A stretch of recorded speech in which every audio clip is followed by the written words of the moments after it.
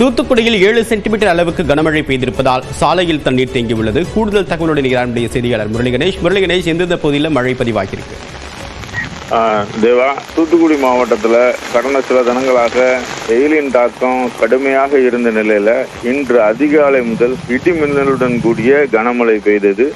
கிட்டத்தட்ட அதிகாலை 2 மணி அளவில் பெய்ய தொடங்கிய மழையானது 5:30 மணி வரைக்கும் மழையானது பெய்திருக்கிறது. இந்த கனமழையின் காரணமாக தூத்துக்குடி நகரின் பல்வேறு பகுதிகளில் வெள்ள நீரானது தேங்கி இருக்கிறது. குறிப்பாக சொல்லணும்னா பிரைன் நகர், சண்முகபுரம், ஜார்ஜ் ரோடு உள்ளிட்ட பகுதிகளில் வெள்ள நீரானது தேங்கி இருக்கிறது. இந்த கனமழையின் காரணமாக அதிகாலை ரமலான் தொழுகைக்காக செல்லக்கூடிய பக்தர்கள், அதாவது நோன்புக்கு திறப்பதற்காக செல்லக்கூடிய இஸ்லாமியர்கள் பாதிக்கப்பட்டாங்க. குறிப்பாக பள்ளிவாசல் முன்பு அதிக அளவில் தண்ணீரானது தேங்கி இருந்தது.